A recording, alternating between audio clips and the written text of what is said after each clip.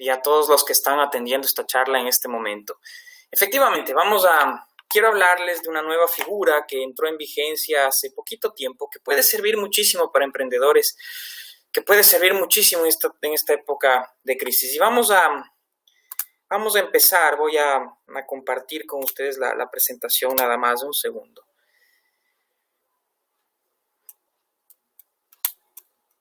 Perfecto. Ok. Listo.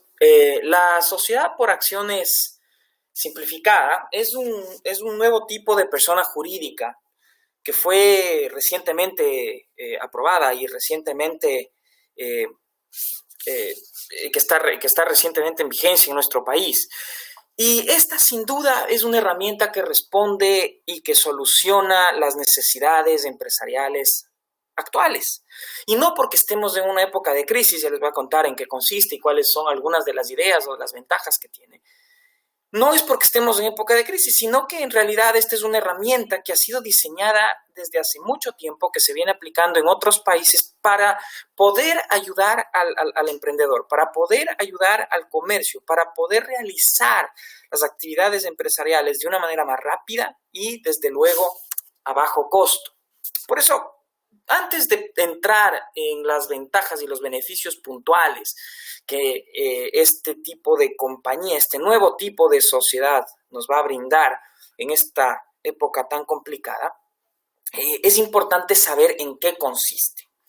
Yo entiendo que este es un foro dirigido a empresarios más que abogados, entonces voy a tratar de explicar en qué consiste y voy a tratar de explicar cuáles son los puntos más importantes de este tipo societario para que todos podamos entender.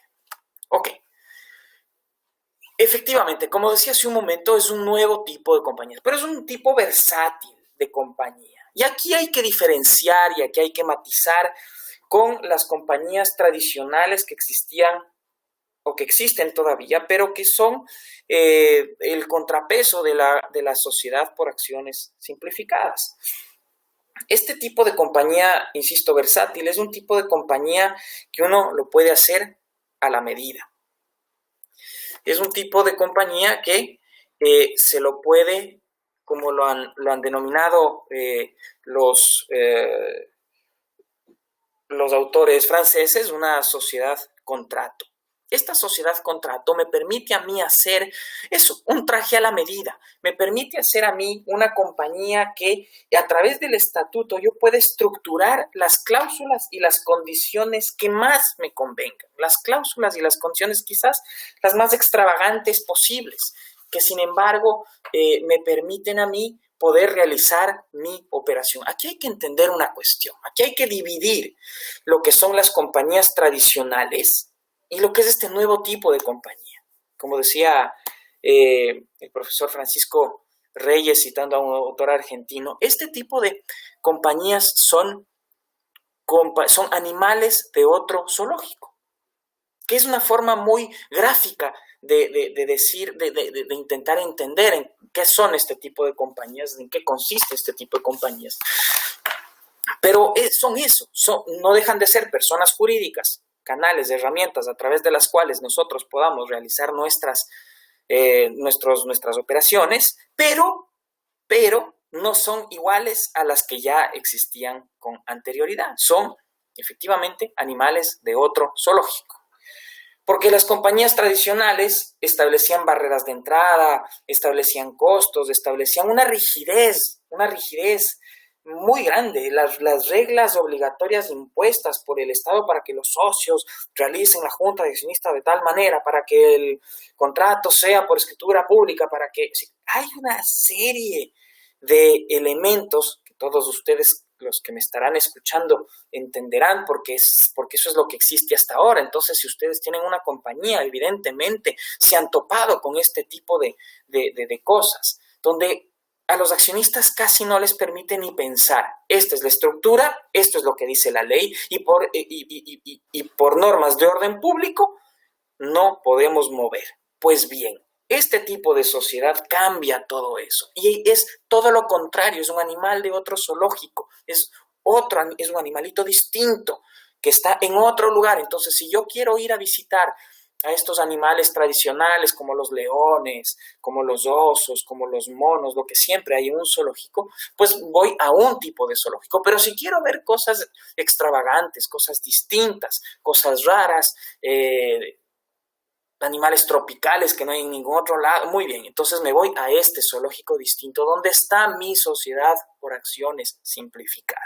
No quiere decir ni que lo uno sea mejor que el otro, solo que son distintas. Y en esta distinción, en esta diferencia, es importante recalcar, porque tenemos que empezar a cambiar el chip, o tenemos que empezar a entender que este tipo de compañías sirven para, sin duda, para lo mismo que existían las compañías tradicionales, pero me da una versatilidad, me da un giro, me da un cambio. Y quizás en este momento no me están entendiendo con claridad, pero ya vamos a entrar a los distintos, al distinto detalle, a los detalles puntuales para poder entender en qué consiste.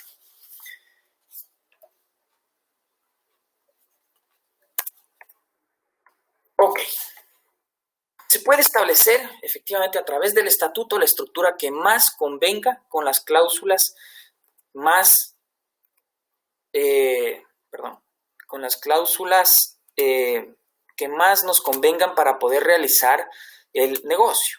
Esto es fundamental. Esto es fundamental. Por ejemplo,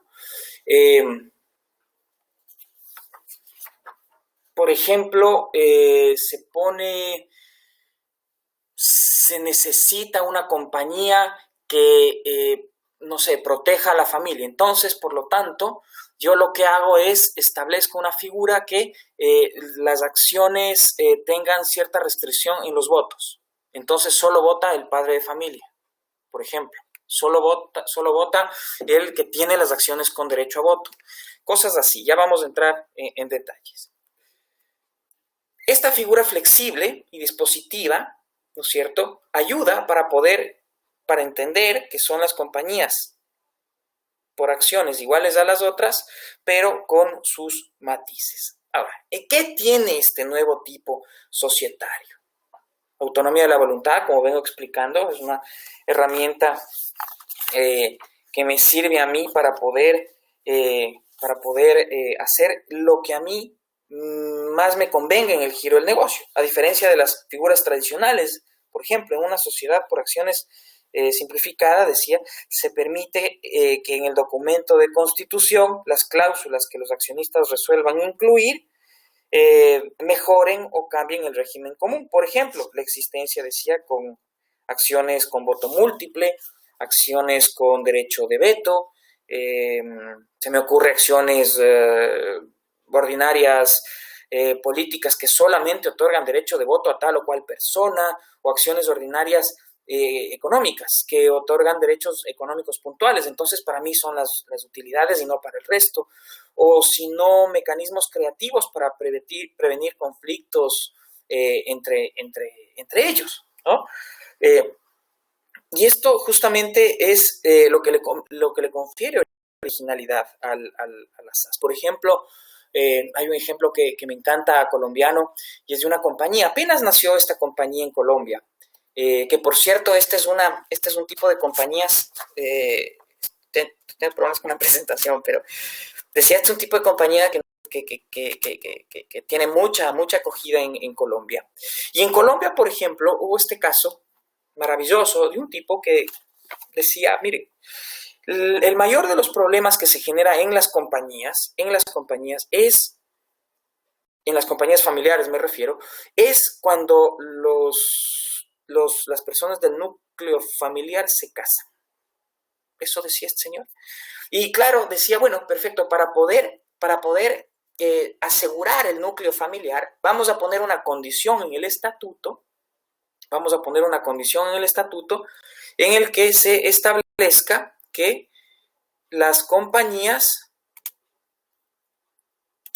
que los accionistas cuando se casan, se salen de la compañía.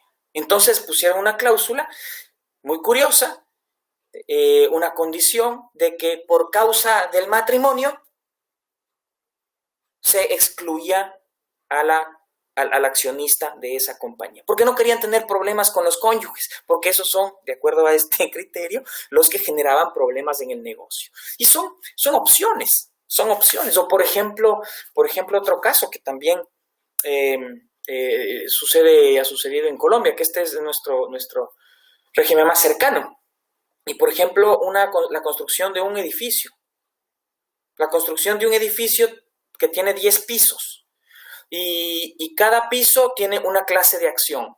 Entonces los propietarios de los pisos, los que quieren comprar su casa, lo que hacen es compran las acciones. Entonces, cada acción es un piso y empiezan a aportar al capital hasta tener y hasta completar el valor de la acción, por ejemplo. Entonces, como ustedes podrán ver y podrán apreciar, este tipo de compañías nos permite todo tipo de negocio, generar todo tipo de esquema. Hay que entender que el límite está en nuestra inventiva, está en la capacidad de imaginación.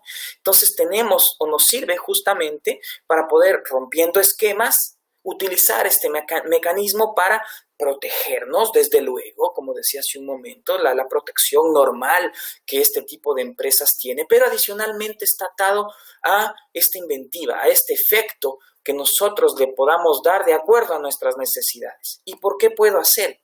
Porque la legislación me permite, porque me da la posibilidad de que a través de la autonomía de la voluntad yo establezca mis mecanismos más adecuados y por otro lado, a través de lo que yo mismo establezca en el estatuto. Entonces, este concepto básico de la libertad contractual, que es fundamental en nuestro derecho civil y en nuestro derecho mercantil, desde luego, hace que nosotros podamos trabajar y hacer lo que nosotros queramos. Otro ejemplo se me ocurre dentro de este mismo caso es, por ejemplo, un estudio jurídico. Yo soy abogado, por eso saco el ejemplo, pero por ejemplo un estudio jurídico.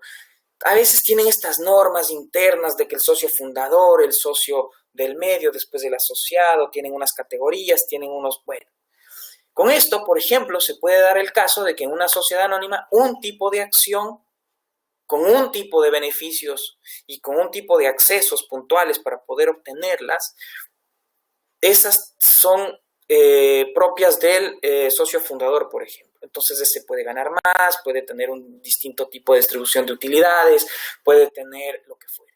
Después, yo qué sé, no es lo mismo el tipo de acciones de un asociado que recién empieza y que evidentemente va a tener otro esquema y que seguramente ya le puedo dar unas acciones para que se sienta parte de la compañía. Y así voy generando a través de esta herramienta la posibilidad, insisto, de crear el negocio o la estructura de negocio como a mí más me convenga.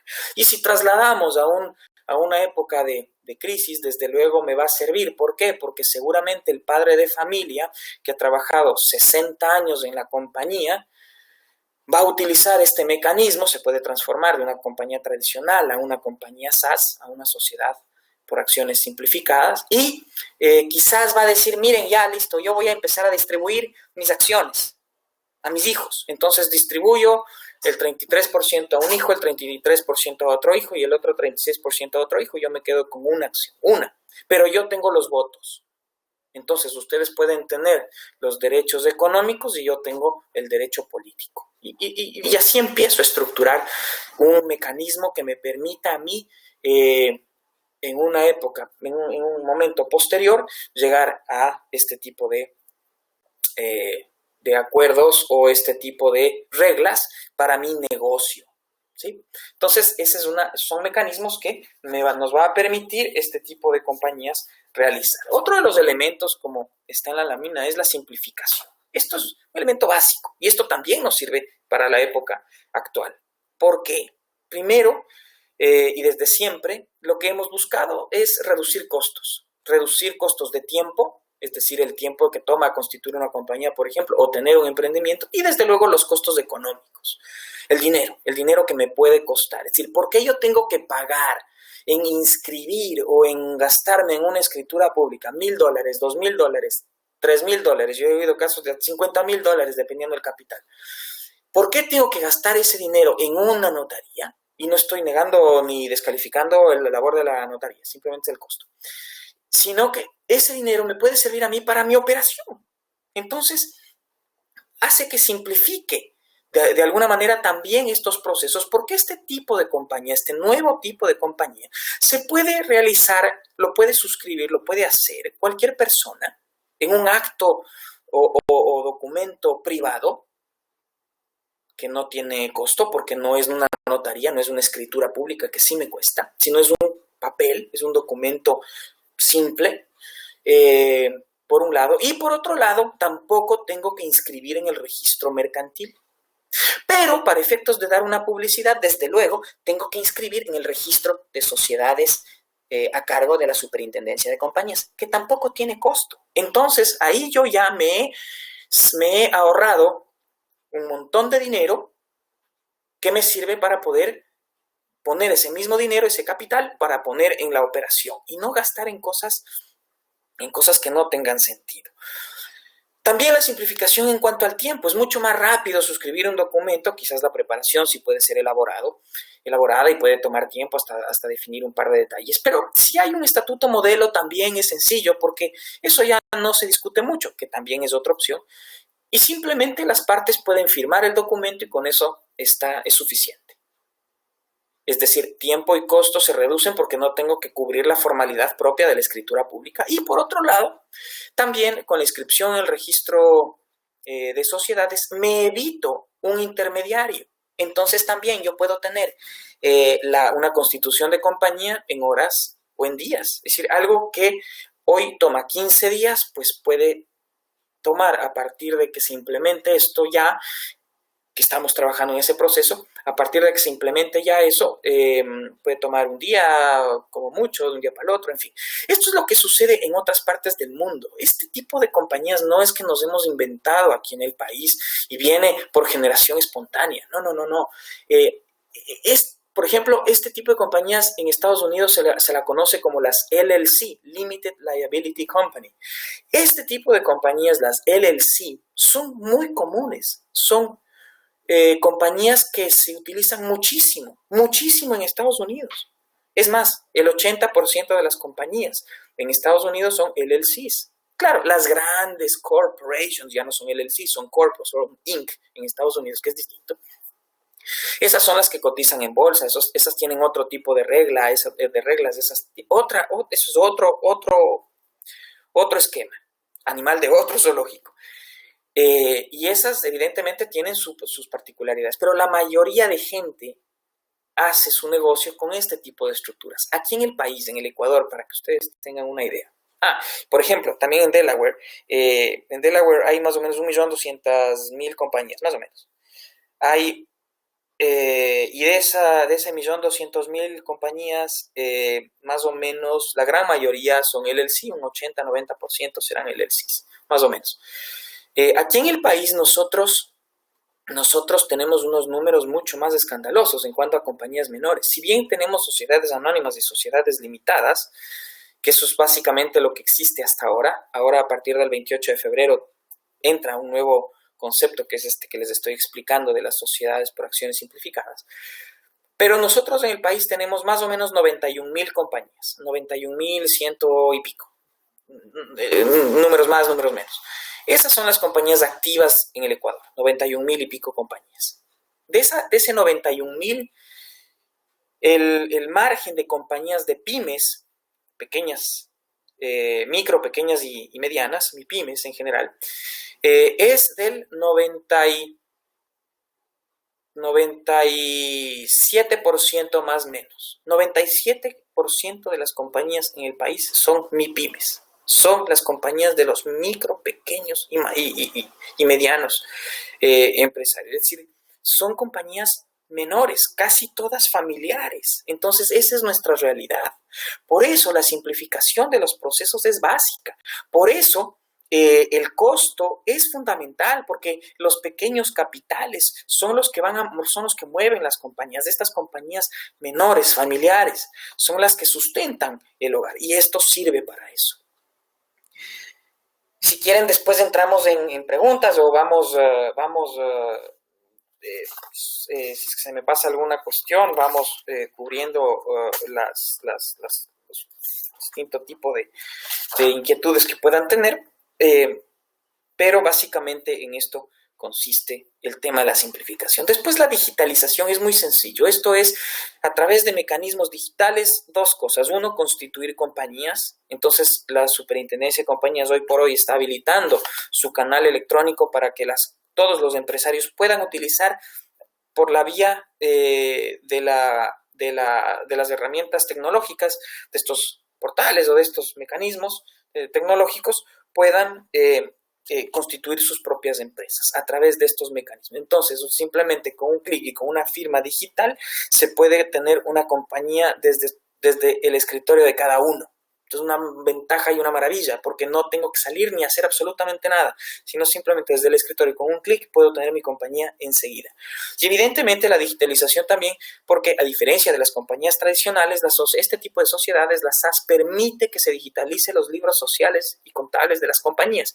Entonces, ya no vamos a tener las sábanas enteras de documentos contables, impresos o libros sociales que permitan la utilización de papel, por ejemplo. Entonces son ventajas que se adaptan, porque son figuras de vanguardia, se adaptan a los nuevos tiempos y evidentemente a las necesidades operacionales de los empresarios. Evidentemente, si sumamos los costos más la flexibilidad contractual, esto hace que este tipo de compañías nos permita hacer negocios de una manera más efectiva, de una manera más rápida, y al no haber límites de orden público, evidentemente esto hace que podamos, insisto, poner, como ya mencioné hace un momento, poner los elementos que nosotros queramos para poder realizar nuestros negocios. En un marco legal, en un marco normativo, no podemos tampoco tener una compañía para cometer ilícitos, pero desde luego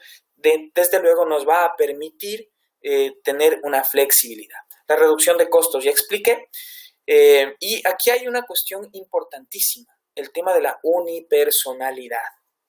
Este tipo de compañías permite tener un solo accionista. Entonces, si yo quiero tener mi compañía y ser el único accionista, ningún problema. Usted lo puede hacer. Esta vieja discusión de que si el contrato de sociedad, porque eso es dentro de los abogados del contrato y dentro de la vieja escuela, el contrato de sociedad viene desde el Código Civil y Código de Comercio 1860 y pico y el Código de Comercio 1906, o sea, normas decimonónicas muy viejas. Y hay esta vieja discusión de si el contrato tiene que ser bilateral, el de sociedad y tal, pero aquí ya cambia completamente. Y esta es una discusión que nosotros todavía nos encanta tener, pero ya está superada en el tiempo. En Estados Unidos, como decía, esto fue superado en los años 30. Y en Europa esto fue superado en los años 80. ¿Por qué? Porque lo que se busca es la voluntad. Entonces cambia la teoría de la voluntad para poder generar una persona jurídica. Esta persona jurídica es lo que a mí me interesa tener, no importa si es uno o dos. Entonces, ¿qué sucede? Evito el testaferrismo. ¿Cuántas compañías? ¿Cuántas de las 91,000 que les cuento? ¿Cuántas compañías tienen un accionista que tienen una sola acción y otro que tiene el 99.9% de las acciones? Miles. ¿Por qué? Porque es simplemente para cubrir una formalidad. Entonces, si esa es la realidad, ¿por qué nos vamos a abstraer y por qué vamos a mantener una realidad que es ineficiente? Es completamente ineficiente. Yo he tenido casos y he escuchado casos de compañías en los que no se puede, que se chantajea a la persona que tiene una acción. En las compañías limitadas, por ejemplo, como no se puede transferir sino con la unanimidad, hay veces que son candados que complican la operación. O chantajes de que no, yo te vendo, o yo voto de esta manera. Bueno, el tema del voto no.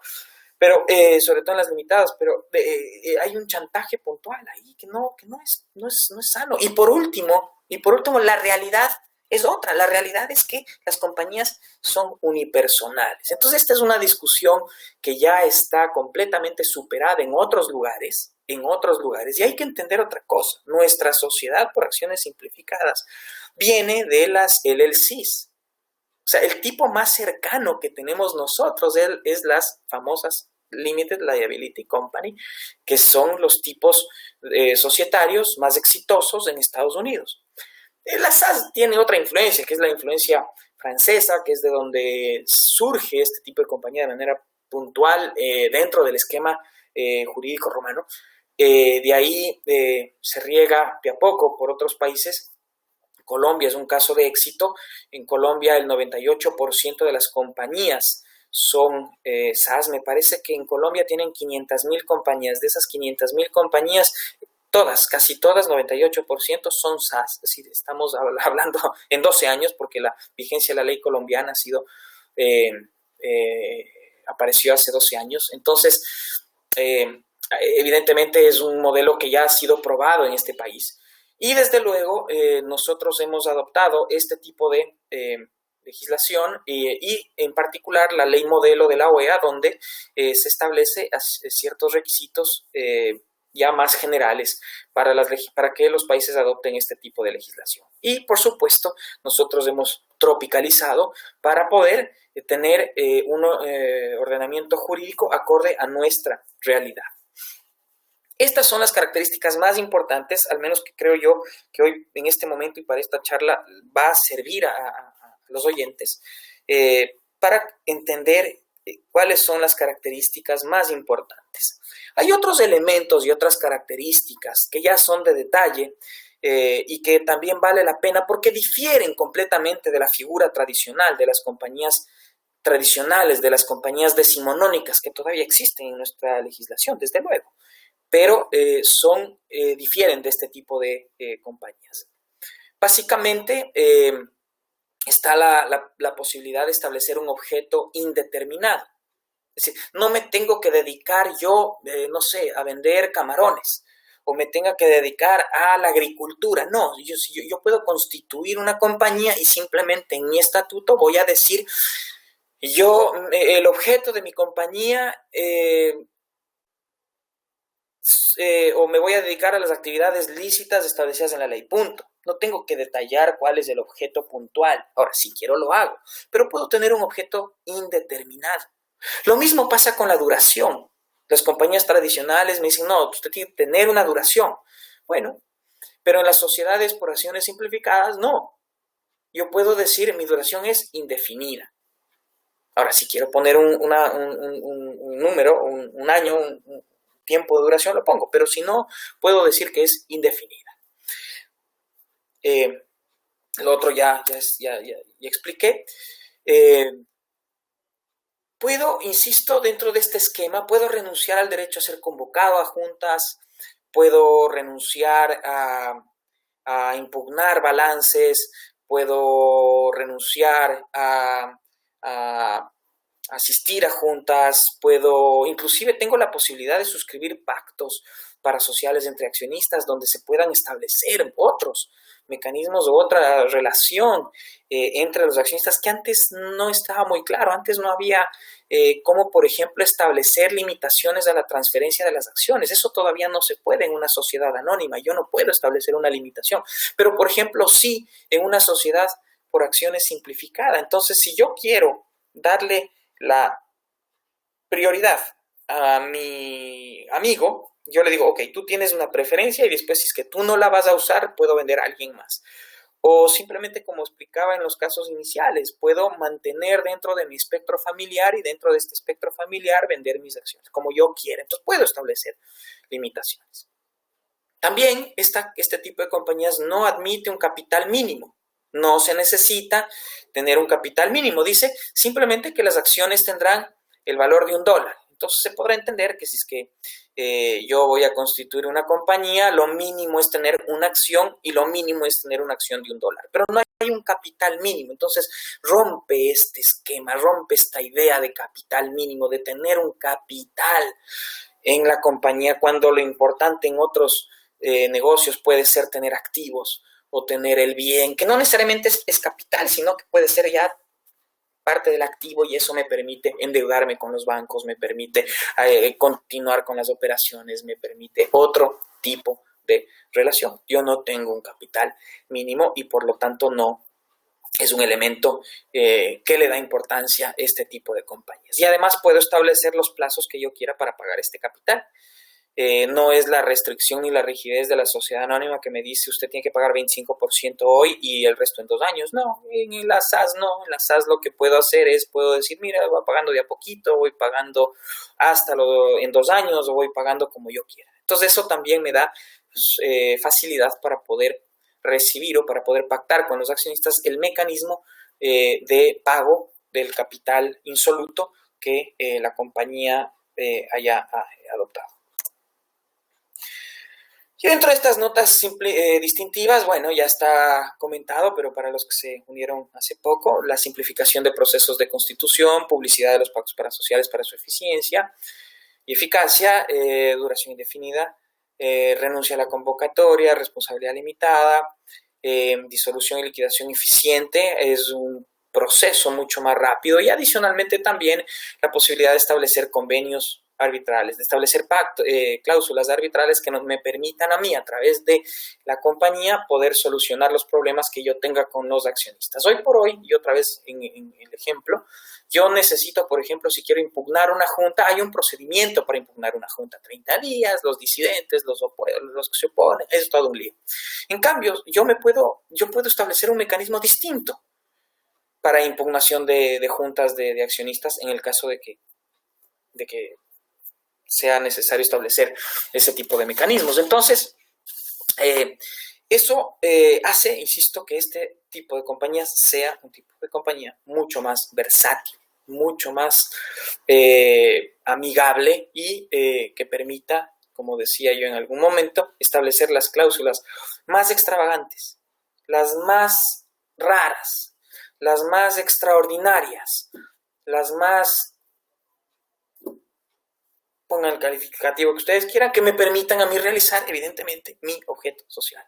Ya tenemos que romper esta idea de esta estructura rígida, esta estructura decimonónica de las compañías tradicionales, y ahora tenemos que entender que este tipo de compañía, que es un animal de otro zoológico, me va a permitir a mí hacer lo que yo tanto he querido, y que ese tipo de compañía no me permite por esta estructura rígida y compleja. Dentro de estas notas distintivas decía órgano de fiscalización. Si no quiero, no pongo comisarios. ¿Para qué? Las asambleas universales también pueden ser celebradas en cualquier lugar, pueden ser celebradas físicamente o mediante videoconferencia, y eso es un gran problema que estamos teniendo ahora, las juntas universales.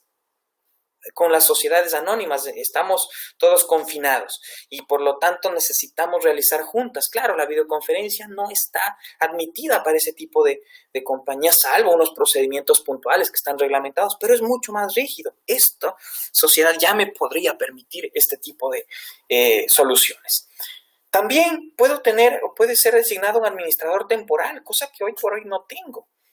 El derecho de separación es básico, tiene que ser respetado. Hay procedimientos de fusiones abreviadas para poder juntarme con otro tipo de compañías. Puedo transformar este tipo de compañías en las sociedades anónimas y limitadas tradicionales, puedo transformar en este tipo de compañías que me van a permitir tener todas estas ventajas. Por supuesto que es posible excluir socios, excluir accionistas, resolución de conflictos, desestimación de la personalidad jurídica y abuso. Esto es muy importante porque hay una norma puntual, el tema de la desestimación de la personalidad jurídica, que dice que protege del abuso y que protege del fraude. Porque claro, dentro de los grandes temores que siempre existen y que han existido en todas las legislaciones, en todos los países que han adoptado este tipo de legislación, la uruguaya se adoptó hace poco, la colombiana hace 12 años, en Argentina tiene cierto éxito, México más o menos, pero no por culpa del tipo, sino porque en México cambiaron una serie de cosas. Pero es cuál es el problema que puede existir con respecto a abusos y respecto a fraudes. Pues en todos los países lo que sucede es que hay mecanismos para poder controlar y nosotros no estamos exentos de eso. Y entonces, y la ley reconoce y la ley establece mecanismos que ayuden a que las compañías puedan utilizarse de buena manera. Y ahora, ¿por qué sirve para los emprendedores? Los emprendedores bajo el concepto temporal de que son los que están empezando a emprender en sus negocios. Y también para los que no son tanto, es decir, los que ya vienen trabajando desde hace mucho tiempo. ¿Por qué me va a servir hoy este tipo de sociedad? Bueno, es un tipo moderno, es un tipo flexible, es eficiente y desde luego me ayuda para poder formalizar todos esos pequeños negocios de una manera rápida, de una manera eficiente. Me va a permitir establecer este tipo de controles que yo quiero como dueño de mis acciones, como dueño de la compañía, que yo quiero establecer para que los otros accionistas o para que mi negocio funcione o para que mi necesidad se vaya asentando, aterrizando. Y vuelvo al ejemplo, por ejemplo, de la sociedad por acciones simplificadas en la construcción de un edificio de 10 pisos. El propietario termina de pagar sus acciones y cada acción, la acción del tipo A es del piso 1, la acción del tipo B es del piso 2, la acción del tipo C es del piso 3 y así 10 pisos. Termino de pagar y ¿qué sucede con esa compañía después cuando yo he terminado de pagar mis acciones? Bueno, esa compañía se liquida y después esa masa que se liquida, esos bienes que se liquidan va a corresponder la acción A al piso 1, la acción B al piso 2, la acción C al piso 3 y así voy restituyendo con cargo a la liquidación de la compañía los bienes en los legítimos propietarios. O si quiero mantener la compañía por temas operativos, también puedo mantener la compañía dentro del esquema del edificio. Entonces, si ustedes se fijan, yo voy a necesitar, evidentemente, herramientas flexibles y a bajo costo, porque no estamos en momentos para gastar de una manera indiscriminada el poco recurso que podamos tener en este momento, nos va a servir, insisto, para manejar y moldear a nuestra realidad una empresa. Pasamos, como decía en la exposición, de un derecho eminentemente formalista y costoso y doctrinal a una concepción económica, mucho más pragmática, mucho más real, que va a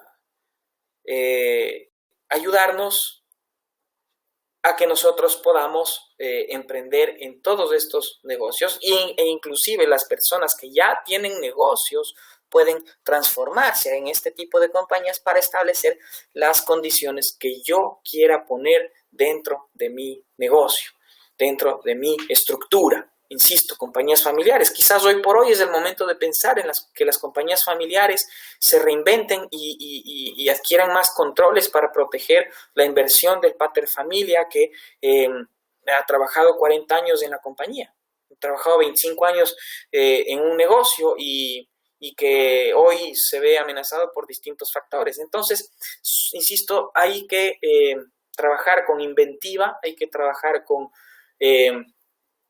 la realidad que cada cual adquiera, tenga para poder definir y para poder establecer los mejores mecanismos que nos permitan utilizar estas ventajas, estas enormes ventajas, tanto en costo como en flexibilidad, como decía yo, a nuestro favor y de esa manera intentar salvar por un lado las compañías actuales y por otro lado también emprender en negocios, si es el caso, que nos permita a nosotros tener el esquema y la protección de una persona jurídica como cualquier otra, es decir, la separación de los patrimonios y la división por acciones o captar inversionistas o, en fin, para lo que se usan las compañías, que esta también lo admite. Y por otro lado, esta flexibilización, esta posibilidad de establecer a través de la libertad contractual los mecanismos que a mí me convengan y que me permitan tener éxito y, evidentemente, ganar dinero, que para eso constituimos y para eso creamos empresas. Yo he resumido en eso la exposición porque me parece que ayuda de una manera introductoria al proceso y no sé si pasamos más bien al mecanismo de preguntas y respuestas para intentar hacer esto un foro más ágil y sobre todo ir trabajando relacionado con las preguntas que ustedes puedan tener. Entonces paso más bien a sus inquietudes.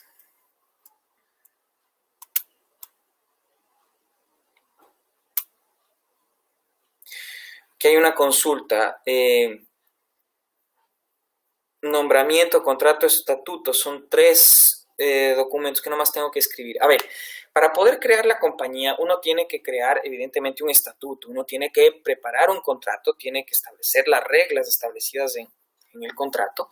Y de esa manera, el accionista o los accionistas van a delimitar contractualmente o en el documento va a delimitar las condiciones o los elementos puntuales del contrato. La ley establece algunos requisitos que hay que cumplir. Evidentemente tenemos que ponerle un nombre a la compañía, tenemos que poner quiénes son los accionistas, tenemos que poner algunas cosas. Eso está en la ley. Entonces ahí yo ya voy definiendo. Después ahí mismo puedo nombrar al representante legal de la compañía, puedo decir será fulano de tal, será Esteban Ortiz el representante de la compañía y de esa manera yo ya tengo mi representante legal. Y eso es suficiente. Ese documento privado se lo manda a la Superintendencia de Compañías, así de simple, y la Superintendencia de Compañías lo inscribe en el registro de sociedades. Punto. Igual pasa con el nombramiento del representante legal. No pasamos por registro mercantil, sino simplemente se nombra un representante legal y ese representante legal con su nombramiento, con lo que fuere, tendrá ya las atribuciones establecidas en el estatuto. Entonces, ese mecanismo está previsto en la ley y es un mecanismo ágil, sin costo, que nos permite a nosotros poder tener este tipo de compañías de manera directa y puntual y rápida. ¿Cuándo se podrá hacer este trámite en línea? Este trámite ya estamos trabajando como Superintendencia de Compañías. La pandemia no nos ha ayudado porque el cierre de las oficinas evidentemente ha condicionado. Dentro del cronograma teníamos establecido tener esto la semana del 16 de marzo más o menos, pero lamentablemente con todo el cierre fue más complejo, tanto así que inclusive ya está habilitada en la página web de la Superintendencia de Compañías, está habilitada la posibilidad de que las personas que quieran ya reservar su denominación lo puedan hacer. Eso habilitamos una semana antes, pensando justamente que la semana del 16 íbamos a tener todo listo, pero lamentablemente con este shutdown que hemos tenido ha sido complejo, pero estamos trabajando en ello. De hecho, ya pronto, no quiero dar una fecha, pero muy pronto va a estar habilitada la herramienta para hacer la constitución en línea. Estamos trabajando en eso. Claro, lo que pasa es que hay que desarrollar todo un producto. Entonces, este producto tiene que tener características, tiene que tener su interfaz, tiene que tener sus botones, tiene que tener su todo. Es un mecanismo puntual que demanda un trabajo, pero estamos trabajando. Entonces esperamos ya tener respuestas y sobre todo tener buenas noticias para todos los empresarios ecuatorianos que quieran utilizar a la SAS como su herramienta corporativa. Insisto, muy pronto lo vamos a tener, se va a dar la posibilidad de constituir en línea, sí. Ok, otra pregunta. ¿Las características de las acciones o de los accionistas se incluyen en el estatuto o en un acuerdo de accionistas en documento por separado? Esa es la pregunta. Las dos cosas. Yo en el estatuto, desde luego que tengo que incluir las características de las acciones. Entonces, la acción tipo A o puedo llamar tipo 1 o la Golden Share, que también la nomenclatura es indistinta, puede tener este tipo de características. Lo que decía hace un momento con el ejemplo de la compañía que tiene que excluye a los socios por causa de matrimonio. Ahí tengo que tener establecido cuál es la causa, cuánto le voy a pagar al accionista cuando le excluya de la compañía, porque le tengo que devolver su dinero, tengo que comprar esas acciones. Tengo que establecer, no sé, si quiero poner excepciones. Si todos estamos de acuerdo en que no se le excluya porque me cae bien la persona con la que se casó, pues perfecto, no le excluyo porque listo, eso es una excepción. Entonces, si yo tengo que establecer con claridad cuáles son las características, desde luego, en el estatuto. Tomemos en cuenta aquí una cuestión. Este tipo de compañías también rompe con el esquema de la jerarquía normativa. Es decir, si yo tengo dudas, yo no voy a la ley. Yo voy al contrato, voy al estatuto, allá voy. Al primer documento al que yo voy para poder saber cuáles son las reglas de juego, es el estatuto. Ahora, si en el estatuto no se dice nada, voy a la ley de sociedad por acciones simplificadas, voy a ese capítulo de la ley de compañías. Si en ese capítulo no me dice nada, la misma ley me dice, vaya a la sociedad anónima, vaya a las normas de la sociedad anónima. Y si en ese lugar no me dice nada, vaya a las normas del derecho civil y vaya a las normas del Código de Comercio. Entonces, hay una prelación. Pero yo al primer lugar al que tengo que ir es al estatuto. No tengo opción. Es al estatuto sin lugar a dudas. O sea, entonces yo ahí tengo que establecer los mecanismos puntuales de definición de las clases de las acciones, ¿no? Entonces yo ahí voy estableciendo mis particularidades. Ahora, ¿que yo puedo firmar después un contrato entre los accionistas? Sí, por supuesto que puedo firmar un contrato entre los accionistas. Puedo hacerlo y ahí puedo poner yo cualquier otra cláusula, que esa es la relación privada que yo pueda tener entre un accionista y otro. Puedo poner ahí un tagalón, puedo poner ahí un dragalón, puedo poner ahí lo que sea. Puedo establecer ahí diversos mecanismos, también propios de mi relación con los accionistas. Por ejemplo, si son 10 accionistas, pero yo quiero tener una relación con un accionista de los 10, yo firmo con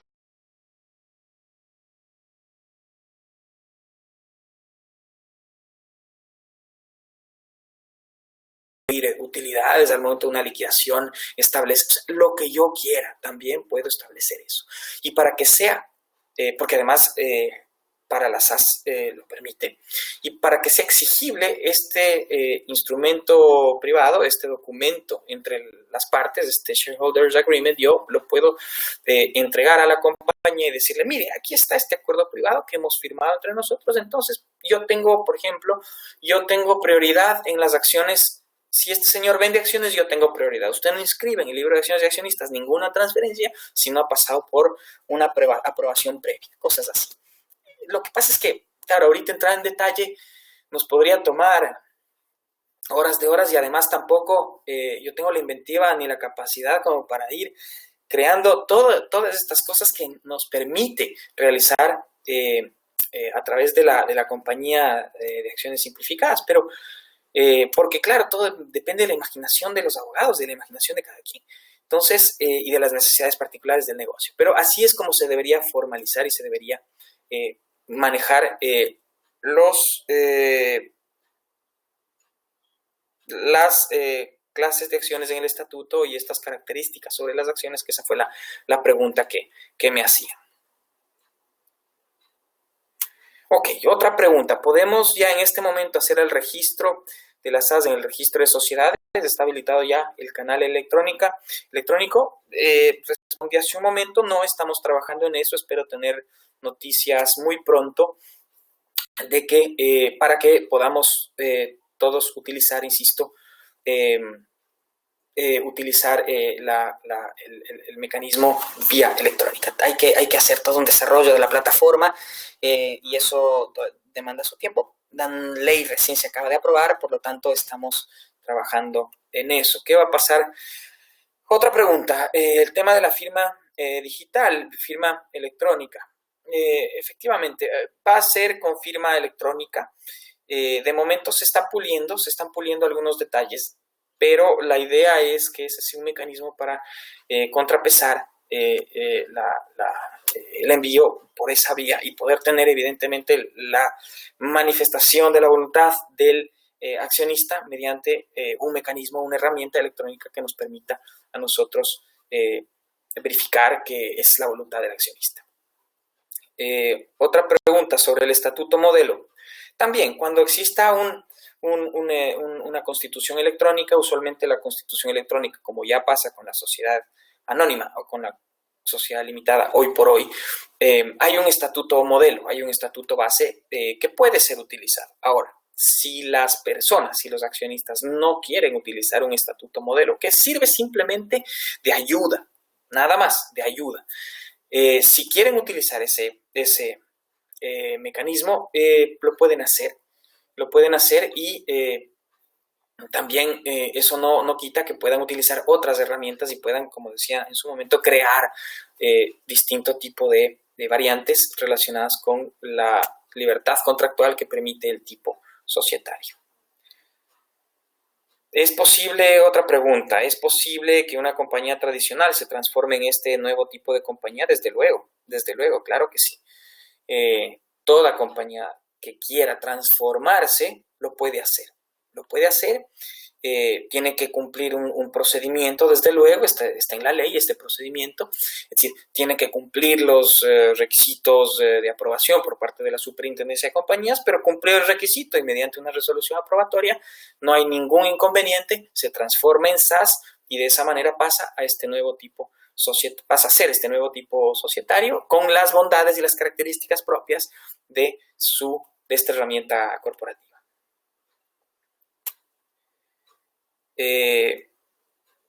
Otra inquietud, es un gran cambio, no me canso de felicitar por el logro, yo estoy también convencido de eso, me parece que esto va a cambiar el derecho societario y esto nos va a mover, antes de pasar a la pregunta, y esto nos va a mover de ese espacio cómodo que estábamos los societaristas y vamos a cambiar a este otro esquema distinto, nuevo, para mí maravilloso, que nos permite a nosotros tener versatilidad y sobre todo es lo que se necesita hoy por hoy. Los negocios necesitan rapidez, necesitan dinamismo, necesitan adaptarse a las condiciones normales y habituales.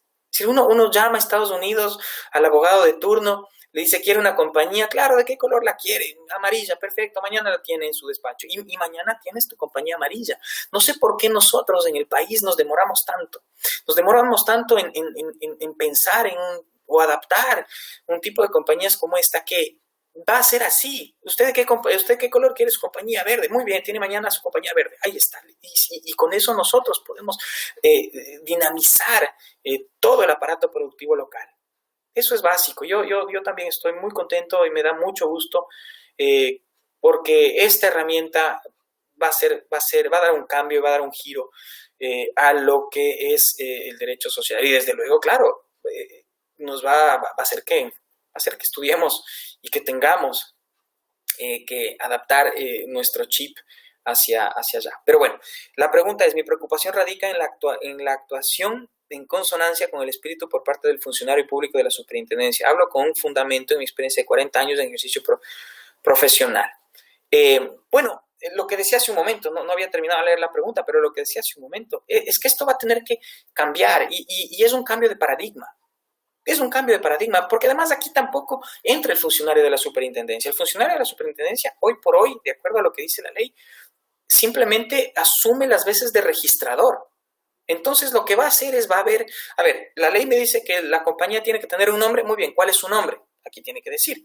Me dice la ley que ¿cuáles son los accionistas? Aquí tiene que usted poner los accionistas, muy bien, entonces, ¿cuáles son los accionistas? Ese es lo que hace hoy el registrador. ¿Y qué es lo que hace hoy el registro de sociedades de la superintendencia con las sociedades anónimas ilimitadas?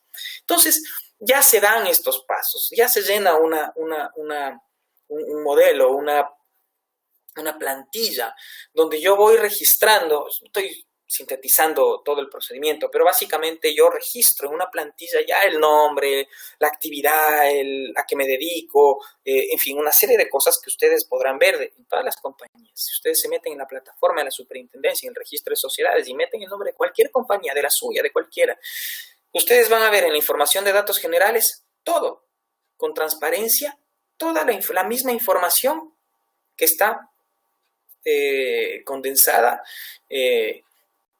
o más bien dicho, la síntesis de la información que está en el estatuto condensada en la página web. Entonces ahí establezco los datos generales. Ustedes pueden ver cuáles son los accionistas. Ahí están los accionistas de una manera transparente. ¿Quién es el representante legal? Ahí está el representante legal. Entonces lo mismo va a suceder ahora. Claro, lo que pasa es que ahora nos evitamos el intermediario, que era el registro mercantil, que además me costaba un dinero. Me costaba dinero, ahora ya no, ahora va directo a la superintendencia, entonces yo voy a tener un registro simple, donde ya tengo la información, la misma información que tenía antes la voy a tener ahora, es lo mismo, no va a cambiar, entonces aquí no va a existir una, digamos así, un contacto no, pero una influencia mayor en el funcionario público en general, que además hace un buen trabajo, y también la pregunta decía, o el comentario decía, claro, la experiencia hace 40 años, claro, hace 40 años no teníamos este esquema. Y es más, a partir del año 2009, si mi memoria no me falla, o 2014, no estoy seguro, recién desde las reformas de esa época, la Superintendencia de Compañías dejó de aprobar la constitución de compañías mediante resolución. Acordémonos que antes teníamos que presentar 3 testimonios de la escritura pública de constitución de la compañía en la superintendencia. Había todo un departamento de funcionarios públicos que revisaban el estatuto de la compañía uno por uno, detalle por detalle, línea por línea. Y de esa manera, si pasaba todo el esquema y toda la prueba, pasaba una resolución y después esa resolución era firmada por autoridad competente. Entonces, ¿qué pasaba? Nos demorábamos 3 meses en constituir una compañía y cuando había observaciones nos demorábamos 5 meses en constituir una compañía hasta el final, hasta obtener un RUC. Eso no es ni hace mucho, hasta antes del 2000, insisto, 9 o 14, no estoy seguro, pero igual no es mucho. Y claro, si pensamos en esta estructura hace 40 años, claro, era impensable, pero ahora justamente esta estructura evita que esta herramienta se pueda realizar de una manera directa, de una manera sencilla, de una manera fácil. No tiene nada que ver aquí y se separa lo público de lo privado. Y de todos modos la superintendencia, y eso es parte de los controles habituales que tiene que hacer, es importante que lo haga, pero claro, no en la etapa inicial, no con estos mecanismos y con estos efectos de entrada, con estas barreras de entrada que ponía la ley. Entonces, es un esquema y claro, lamentablemente estos 40 años de experiencia de todos, yo estoy también 25 más o menos, todo este tiempo y todo esto que nos ha tomado aprender lo que teníamos, pues nos va a servir para eso. Es como la figura de las comanditas, de las en nombre colectivo, se mantienen en la ley. ¿Quién las usa? Nadie, absolutamente nadie. Y yo creo que va a pasar lo que va a suceder en Colombia, que vamos a tener que cambiar el chip y claro, ya no vamos a tener que basarnos en la doctrina anterior, ya no, vamos a tener que generar nueva doctrina. Vamos a tener que, ya no vamos a tener que basarnos en la jurisprudencia anterior, ya no, porque esa era tomada y hecha con otra regulación, con otras normas, con unas normas de orden público rígidas, completamente estrictas. Y esto me lleva a la siguiente pregunta. La siguiente pregunta es, ¿puede restringirse la transferencia de acciones? Por supuesto que puede restringirse. Claro que sí puede restringir. Se puede restringir. Desde luego. Eso es justamente parte del cambio. ¿Por qué no? ¿Por qué no restringir? Hagamos. Cambiemos. Mejoremos. Se puede restringir. Lo que decía yo hace un momento, se restringe. Y no solo se restringe. Me puedo hasta reservar el derecho a votar. Entonces, el derecho, a ver, yo tengo una acción, ¿ya? El resto tiene, de mis hijos o de los otros accionistas, tienen 99.9 acciones. el 99.9 distribuido, ¿no? El porcentaje. Yo me quedo con una acción y yo puedo quedarme con esa acción, con esta golden share, y en esta golden share le puedo poner todos, el 100% de los derechos de decisión. También puedo hacer eso. O le puedo poner recibir las utilidades de la compañía. También puedo hacer eso. Ninguna limitación al respecto. Lo puedo hacer. Y claro, también puedo transferirlas, puedo restringir, sí. Puedo decirle, perfecto, estas acciones solo se venden a mi familia. Muy bien, lo puedo hacer. Estas al público. Muy bien. O no puedo poner nada. También. No hay limitación. La limitación es la capacidad de inventiva que cada uno tiene. Y esto, claro, nos mueve, esto nos hace pensar que tenemos que desarrollar un nuevo derecho societario ecuatoriano. La superintendencia ya cuenta con la habilitación en línea, estamos trabajando en eso. Lo propio para el registro mercantil no, para este tipo de compañías ya no funciona, ya no existe. No se va a inscribir en el registro mercantil este tipo de compañías. Otra pregunta. ¿La inscripción de nombramientos de administradores tampoco tendrá costo? No, nada, absolutamente nada. No existen costos relacionados con la constitución de compañías, con los nombramientos, con nada, absolutamente nada. Esa es una de las grandes ventajas. Antes existía el costo el costo era la inscripción en el registro mercantil, era la tasa que cobraba el registrador mercantil. Pues bien, ahora esa tasa no existe. ¿Por qué? Porque no es el registro mercantil, es el registro de sociedades. Esa es una de las grandes ventajas, una de las grandes inventivas e innovaciones que tiene esta ley y nuestra SAS con respecto a legislación de otros países. En nuestro caso no hay costos, entonces eso facilita al emprendedor, al que está empezando, le ayuda muchísimo para que pueda dinamizar, para que pueda utilizar ese dinero que tiene en vez de en pagar este tipo de costos y formalidades para poder emprender en su negocio. ¿Se establecerán incentivos tributarios para que las compañías existentes migren a este modelo? A ver, eso ya no es una respuesta que yo la pueda satisfacer, porque evidentemente esto ya depende de la autoridad tributaria. Pero de todos modos, lo que sí es verdad es que si se migran a este tipo de compañías, por ejemplo, el costo de una transacción, de una fusión, ya se va a reducir. Y le voy a poner un caso muy sencillo a esta persona que acaba de preguntar y a todos los que me están escuchando en este momento. Y es un caso real, que un usuario fue a consultar y había una escisión de una compañía. Y por esta decisión de esta compañía, que además es una decisión con un capital inmenso, el notario les cobró $50,000 por una escisión. $50,000 solo por la escritura. Solo por la escritura, claro. La cuantía era millones de dólares, pero no importa. O sea, si ustedes se fijan, es una cantidad impresionante de dinero. El registro mercantil, lo mismo. El registro mercantil, por inscribir esta escisión, porque además los valores se calculan sobre la base de la cuantía, también cobraba una millonada, cobraba miles de dólares. Muy bien. Si la compañía se transforma a una sociedad por acciones simplificadas, se transforma. Esa escisión que haga como sociedad por acciones simplificada, teniendo el mismo capital, va a hacerse mediante un documento privado. Ahora, si quiere hacer mediante escritura pública, también lo puede hacer, pero va a hacerse. La ley establece que puede hacerse por documento privado. Ya me confundí con los términos. Por documento privado. Entonces, esos $50,000 que me cobra el notario ya no me va a cobrar. No va a cobrar nadie porque lo hago por escritura privada. Por documento privado. Este documento privado ya no tiene costo. Y el costo de la inscripción en el registro mercantil también desaparece porque voy al registro de sociedades de la misma manera. Y ya no tiene costos. Entonces, ese es un incentivo. Desde luego, ese es un incentivo que hará que las compañías y que los gerentes de las compañías, los administradores de las compañías, los abogados de las compañías, olfateen, huelan y digan, no, esto solo por esta operación me ahorro tanto dinero, pues es un gran incentivo para poder ir por esta vía.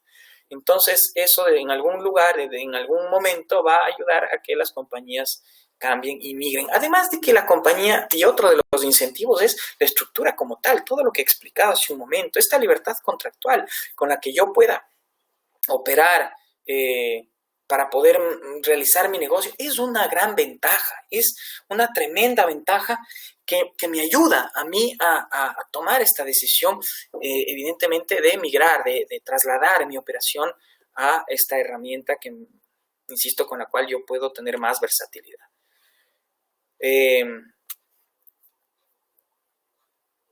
Ok, creo que...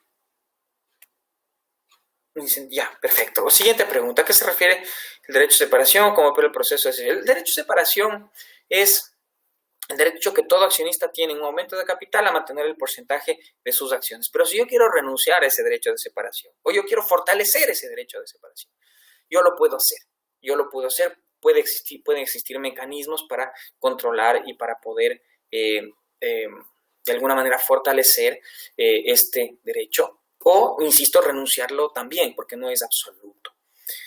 ¿Cómo opera el proceso de cesión de acciones, de transferencia de acciones? Es un procedimiento común y corriente como el que ya tenemos ahora. Los accionistas firman o endosan el título o simplemente con la carta de cesión entre cedente y cesionario lo notifican al representante legal de la compañía SAS y ese es el mecanismo. Aquí no hay ciencia alrededor de eso. Ese es el mecanismo a través del cual se puede transferir las acciones estas en las anónimas, en las SAS, da igual. Pero claro, la diferencia es que en las anónimas existe esta imposibilidad de, por ejemplo, existe el principio de la libre transferibilidad de las acciones. No admite limitaciones. En cambio, en las SAS, sí, yo, como mencioné hace un momento, yo puedo establecer limitaciones, puedo establecer condiciones, puedo hacer lo que yo quiera al final del día, dentro de los márgenes legales. Muy bien. Otra pregunta. ¿Podría existir alguna vulnerabilidad para los trabajadores en este tipo de compañías? No, son dos cosas completamente distintas. Una cosa es el marco empresarial, la herramienta empresarial a través de la cual los que invierten, los que arriesgan su capital utilizan para poder emprender en negocios y este negocio, esta persona jurídica contratará a sus trabajadores, contratará a sus empleados, a lo que fuere. Ahora, si yo quiero, no sé, hay casos, por ejemplo, Uber da la posibilidad de que los trabajadores compren sus acciones con descuento. Entonces hay un tipo de acciones que son para los trabajadores, por ejemplo. Entonces, si yo le quiero dar un mecanismo para que el trabajador se vuelva accionista, lo puedo hacer. Cosas así, pero eso ya es más de vanguardia, eso ya es más de desarrollo propio del producto, dependiendo, insisto, de la necesidad o de la ventaja que yo le quiero dar, en este caso, al trabajador. Pero no, hay que mantener una diferencia entre lo uno y lo otro. Una cosa es la parte mercantil o la otra cosa es la parte laboral. Y hay que entender que la persona jurídica es distinta de los accionistas, de los socios que la forman, tanto en las tradicionales como en las SAS. Eso no cambia, es un mecanismo para separar patrimonios y esta persona jurídica es distinta de las personas naturales. Otra pregunta, ¿la SAS debe presentar balance anual e informes a la superintendencia y sobre todo debe pagar la contribución? Sí, esto es parte del régimen de control, pero de todos modos hay que ver, por ejemplo, si en el estatuto se establece que no va a contar con comisario, que eso pasa en las anónimas, no tiene que presentar un informe de comisario. No tiene que presentar un informe de comisario. El estado de situación, sí, eso sí, porque eso es parte de la información anual que toda compañía tiene que presentar, sea anónima, limitada, por acciones, simplificada. Eso no quita, el que sea SAS no le quita de cumplir ciertas obligaciones comunes y corrientes para todos. Pagar impuestos, todos tenemos que pagar impuestos. ¿A través de qué mecanismos o cómo yo determino cuánto impuesto a la renta tengo que pagar? Claro, a través de la declaratoria, a través del estado financiero que presento a la superintendencia. Y, por supuesto, parte del control es la revisión de estados financieros, que eso sí se tiene que hacer, como ya mencioné, porque si bien hay libertades por un lado, pero desde luego hay controles por otro, como en todo Estado de Derecho donde se establecen ciertos controles. Aquí lo importante es diferenciar y no que el Estado no se meta en ámbitos privados. Eso es inconcebible. El privado tiene que tener su propio mecanismo, tiene que tomar sus propias decisiones, tiene que tener la libertad para hacerlo y tiene que tener la facilidad para hacerlo. En cambio, en el otro esquema no, de un Estado policíaco, eso no está bien porque no se le permite, en este caso, a los negocios desarrollarse. Otra pregunta, ¿se puede utilizar este tipo de empresa para un joint venture para un proyecto específico y con un lapso de duración? Sí, desde luego. Claro, el joint venture es la unión de dos personas que quieren unirse para tener un fin común. Entonces yo, SAS, puedo hacer un joint venture con una persona natural, o yo, SAS, puedo hacer un joint venture con otra SAS, o yo, SAS, puedo hacer un joint venture con una sociedad anónima, ningún problema, no hay ninguna limitación, por supuesto, eso es parte de lo que significa ser una persona jurídica y de lo que significa realizar negocios. Entonces yo que tengo los tubos, usted que tiene la maquinaria, perfecto, juntémonos para poder hacer el canal de riego, listo. Entonces juntamos fuerzas y de esa manera mejoramos, emprendemos el negocio. Usted gana tanto, yo gano tanto, se establece en un contrato de joint venture cuáles son las particularidades de esa relación contractual y no hay ningún problema. Lo puedo hacer, por supuesto. Lapso de duración, claro, también lapso de duración, el que demanda el negocio. Eso no es un inconveniente. Debe nombrarse a un representante legal. Otra pregunta, ¿al momento de constituir o puedo hacerlo de una manera posterior y solo dejar establecida la dignidad?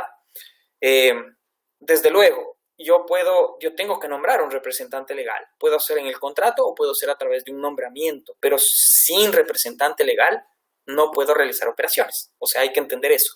La persona jurídica, de acuerdo a nuestro sistema, es una persona reconocida así por el Código Civil, lo dice el Código Civil, no lo digo yo, es una persona incapaz. Y todo incapaz relativo tiene la necesidad de contar con un representante legal. Este representante legal es el que tiene que realizar operaciones. Entonces, sí, yo lo puedo enunciar, pero no va a servir de nada hasta no tener un representante legal. Es mejor, como recomendación, de una vez nombrar y de una vez designar al representante legal de las compañías.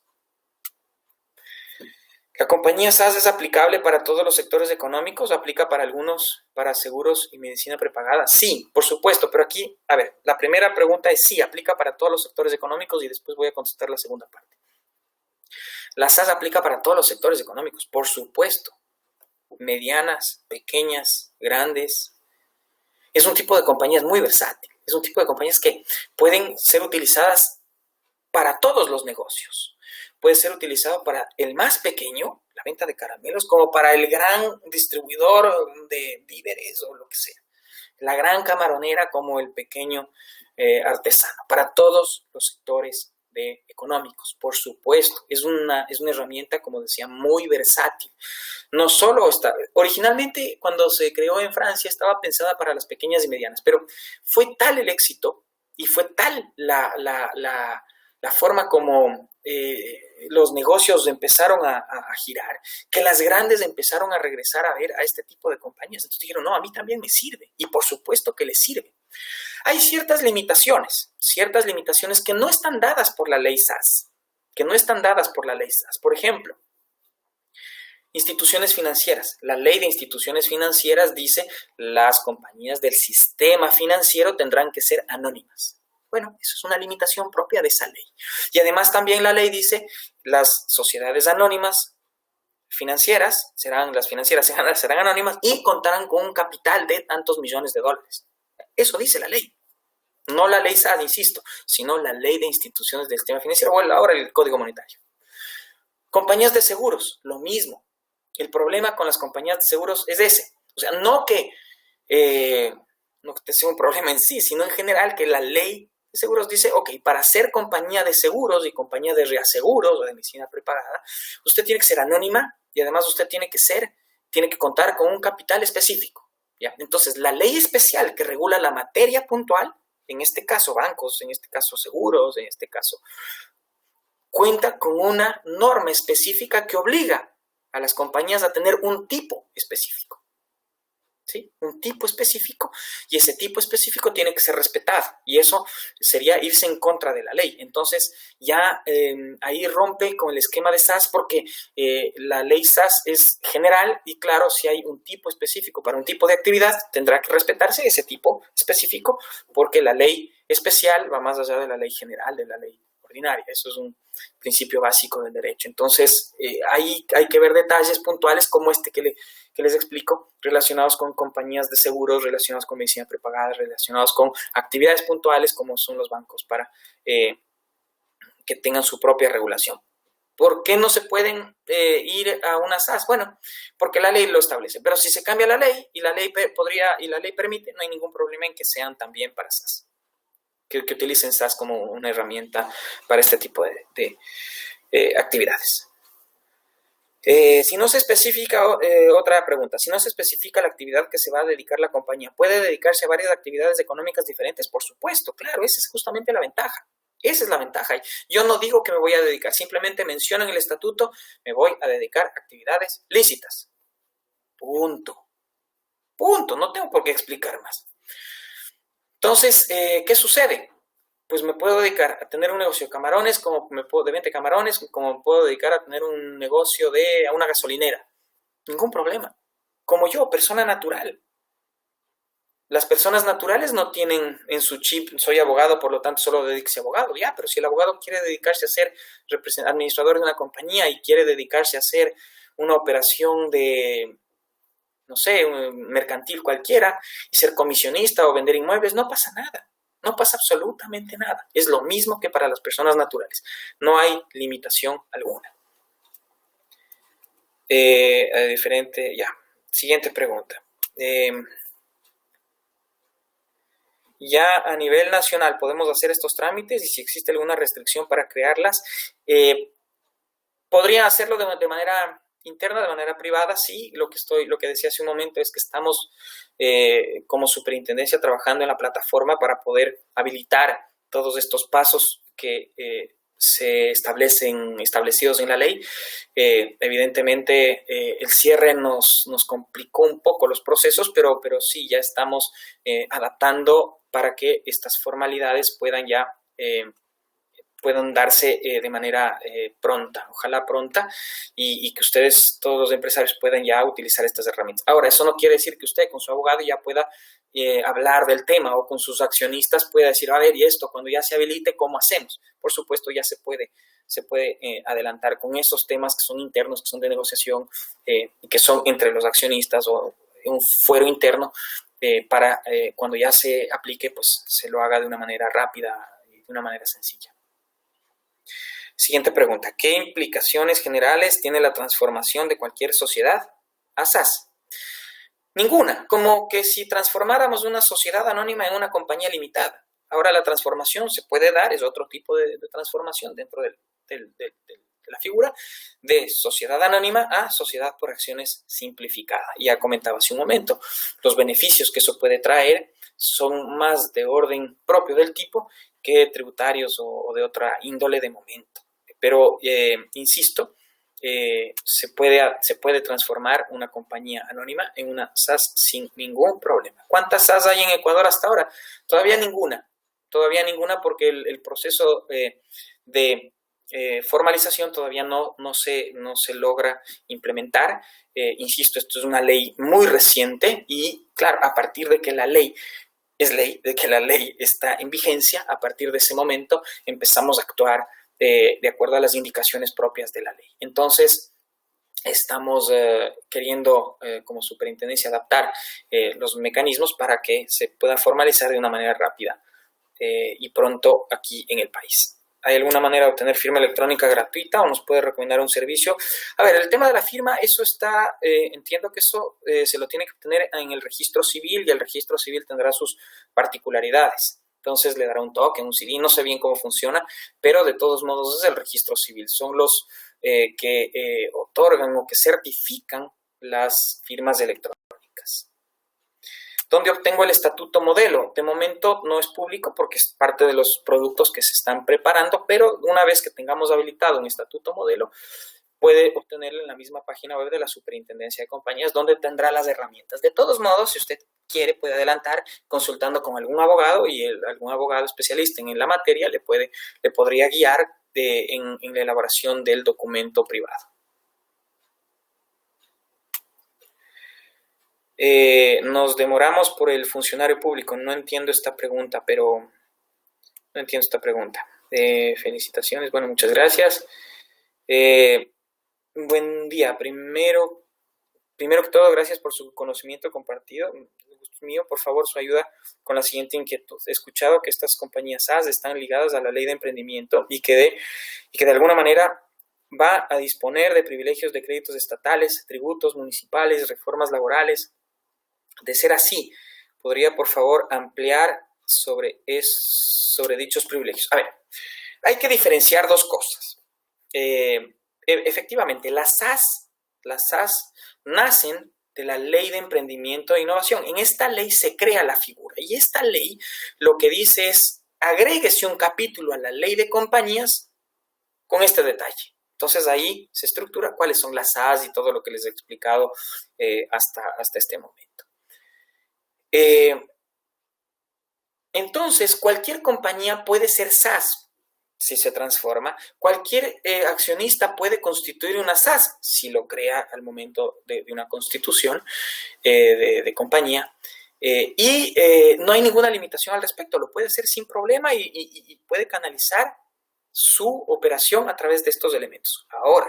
Ahora, la ley de emprendimiento lo que dice es los emprendedores y categoriza a los emprendedores en personas naturales y personas jurídicas. Entonces, la compañía que se quiera calificar como emprendedor, que es distinto a ser SAS, porque yo puedo ser SAS, pero no necesariamente me puedo calificar como emprendedor. Simplemente soy SAS y hago mi operación pura y dura. Pero si esta SAS o si una persona natural quiere calificarse como emprendedor, tiene que regirse a lo que dice la ley. Entonces tendrá que reunir unos requisitos, tendrá que registrarse en un registro de emprendedores y eso le va a generar ciertas ventajas, ciertos beneficios efectivamente de índole laboral, no sé si tributario, pero en todo caso municipal, no sé el detalle, pero en todo caso sí, el que se califica como emprendedor, que es distinto a ser SAS. Si una SAS se califica como emprendedor, perfecto. Si una sociedad anónima se califica como emprendedor, fabuloso. Si una persona natural, Esteban Ortiz, me califico como emprendedor para un proyecto específico, perfecto. No hay ningún problema, pero insisto, hay que separar ser emprendedor de constituir una SAS. Otra pregunta. ¿Qué pasa con las responsabilidades solidarias en materia laboral y tributaria que son del accionista o del representante legal? Excelente pregunta. Yo no abordé este tema porque me parecía ya muy técnico, pero la ley, estoy buscando el artículo, ya lo dice y separa, aclara todas esas dudas que muchas veces, sobre todo en este país, es muy común. Separa ya la responsabilidad en materia laboral y tributaria. Es decir, el accionista no tiene por qué responder, con ninguna compañía, no tiene por qué responder por las responsabilidades laborales y tributarias. Estas tienen otro mecanismo y otra vía. Yo no digo que no se tengan que pagar ni que no se tengan que reconocer. Y hay la solidaridad laboral que va hacia el representante legal y esa es otra cuestión. Pero aquí la misma ley dice con claridad, en el artículo que habla sobre la limitación de responsabilidad, y estoy aquí con el registro oficial, dice, la sociedad por acciones simplificadas podrá constituirse por una o varias personas naturales o jurídicas. Esto es lo que habíamos conversado, quienes solo serán responsables limitadamente hasta por el monto de sus respectivos aportes. Ese es el régimen común, régimen habitual. Solo será responsable limitadamente. Entonces, con esto ya deberíamos responder la pregunta. Sin embargo, como ha habido muchas dudas y muchas interpretaciones abusivas, por parte de muchas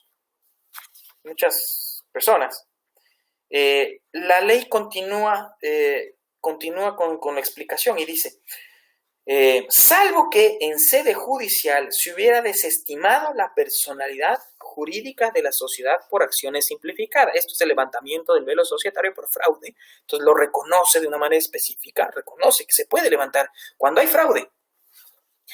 Y dice, la personalidad de la sociedad por acciones simplificadas, y dice después, él o los accionistas no serán responsables por las obligaciones laborales, tributarias o de cualquier otra naturaleza en las que incurra la sociedad. Entonces dice con claridad, el accionista o los accionistas no serán, cito la ley, no serán responsables por las obligaciones laborales, tributarias o de cualquier otra naturaleza en las que incurra la sociedad. Entonces está clarísimo, no son responsables, no son responsables los accionistas. El representante legal sí, el representante legal tiene su responsabilidad puntual, que eso es distinto y eso está protegido y detallado en otra ley. Entonces hay una solidaridad de quien no pagó el impuesto, por supuesto. Hay una solidaridad de quien no le pagó al trabajador, por supuesto. Eso es parte del régimen común y eso no cambia. Una pregunta frecuente, otra pregunta es si las SAS reemplazarán a las SCC o... A ver, las sociedades, entendería yo que las sociedades civiles y comerciales... Entiendo que SCC son sociedades civiles y comerciales. Lamentablemente nosotros no tenemos un tipo que se llame así. Nosotros adaptamos ese tipo, es un tipo híbrido que adaptamos de otras legislaciones, pero no hay, si ustedes se fijan en la legislación, Código Civil, Ley de Compañías, no hay un tipo de compañías que se llame SCC. Adaptamos a las civiles y le damos una categorización y al final del día terminan siendo sociedades anónimas civiles, estas famosas SCC. Pero no es que reemplazan. No reemplazan tampoco al tipo de sociedad anónima civil, no la reemplazan. Lo que va a ayudar es que este tipo de sociedad anónima pueda tener ciertas características de la sociedad civil. Por ejemplo, que yo pueda establecer en el estatuto con la libertad del caso las particularidades que yo quiera. Eso sí, pero las SAS no reemplaza a ningún tipo, eso también hay que entender, ni reemplaza a los tipos tradicionales, ni reemplaza a las civiles, ni reemplaza nada.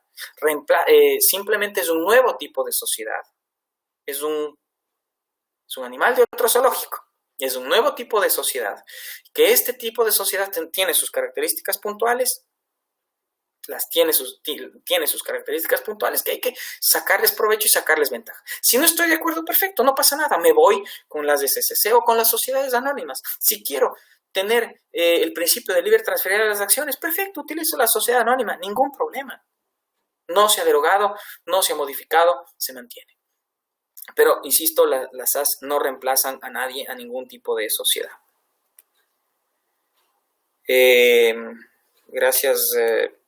Gracias a ustedes en general. A ver, otra pregunta. ¿Podría detallar el proceso de inclusión y validación de la firma electrónica en la constitución de las SAS?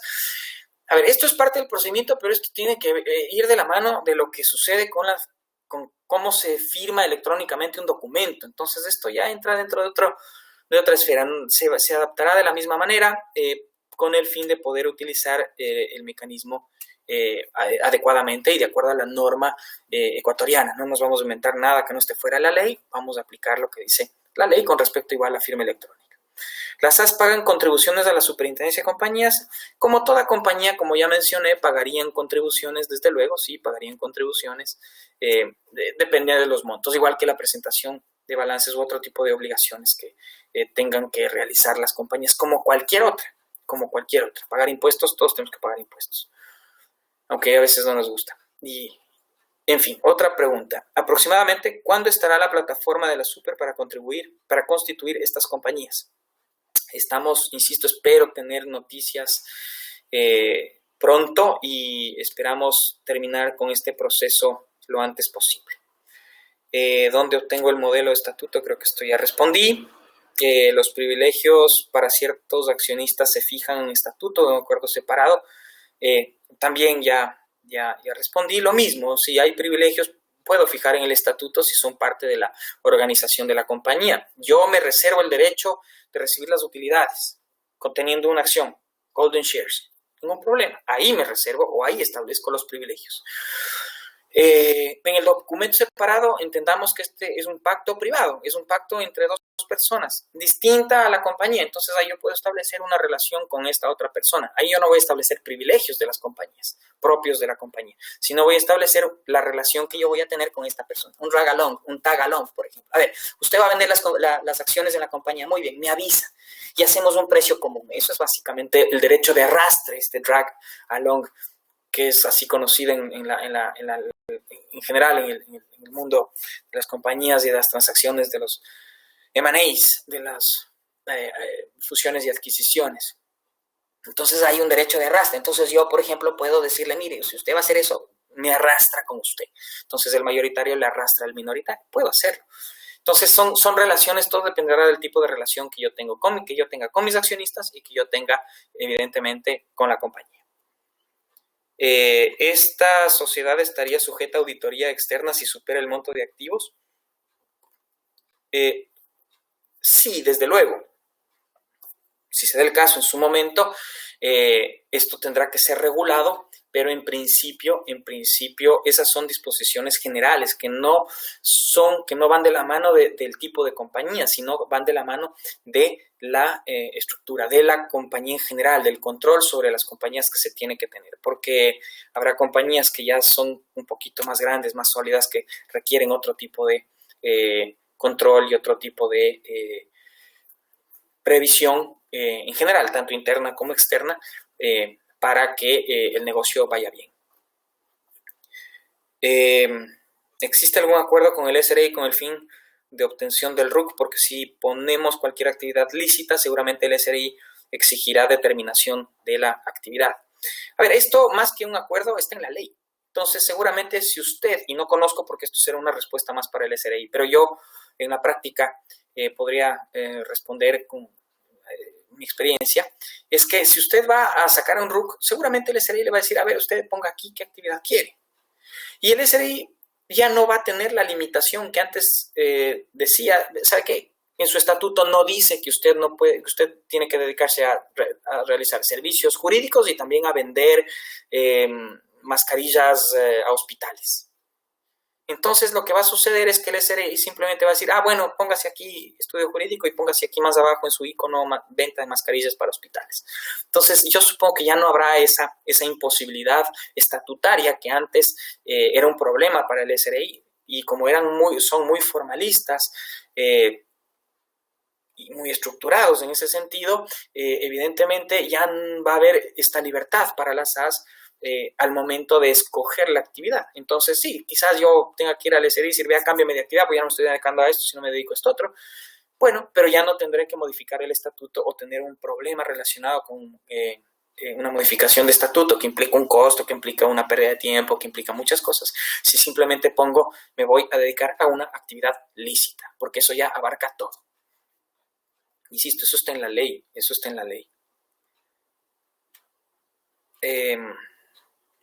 Buenos días, gracias por su otra pregunta, gracias por su valiosa información, muchísimas gracias a usted. No entendí muy bien si la SAS puede ser unipersonal. Sí, por supuesto, puede ser unipersonal. Esa es una de las características más importantes. Usted puede constituir la compañía con un solo accionista. Siguiente pregunta, tal vez conoce cuándo estará habilitada la herramienta para el registro de emprendedores. No, esa no, porque esa no está dentro de mi ámbito de competencia. Eso no sé si es el Ministerio de Producción, no estoy seguro, pero eso le corresponde a otra entidad. Otra consulta, la Ley de Emprendimiento e Innovación tiene un capítulo de la reestructuración de emprendimientos. La ley, en cuanto a definiciones, diferencia al emprendimiento y al emprendedor. Estas compañías, sea esta SA, limitada o SA, tiene que inscribirse en un registro o debe calificar previamente como emprendimiento. La ley no es clara porque dice que se debe inscribir en un registro para calificar como emprendimiento. Si es que quieren beneficiarse de incentivos, la reestructuración es incentivo. A ver, aquí un par de matices relacionados con la consulta.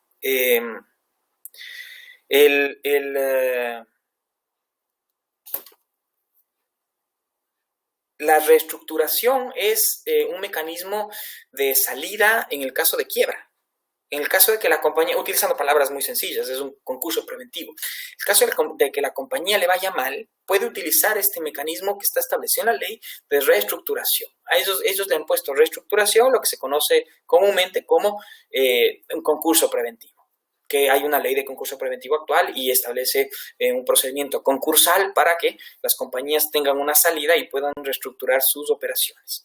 Entonces, sí, la ley dice con claridad, dice, los emprendedores así calificados por esta ley podrán acogerse a la reestructuración establecida en esta ley. Entonces, si una SAS es calificada como emprendedor, por supuesto, puede calificarse como dentro del mecanismo de reestructuración.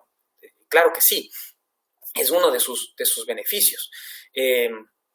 Para eso tiene que ser calificado como emprendimiento, eso es importante, ¿no? Y lo que decía hace un momento, existen otro tipo de salidas y otro tipo de beneficios que son propias del emprendedor, sea o no SAS, porque aquí lo importante es que se califique como emprendedor, no que se constituya como SAS, sino que se califique como emprendedor, para poder acogerse a esos beneficios. Eso es otra materia y eso es otro tema. Pero insisto, la reestructuración es este mecanismo puntual para poder reajustar y para poder mejorar los procedimientos. Con eso, y creo que también en honor al tiempo, estamos, no sé si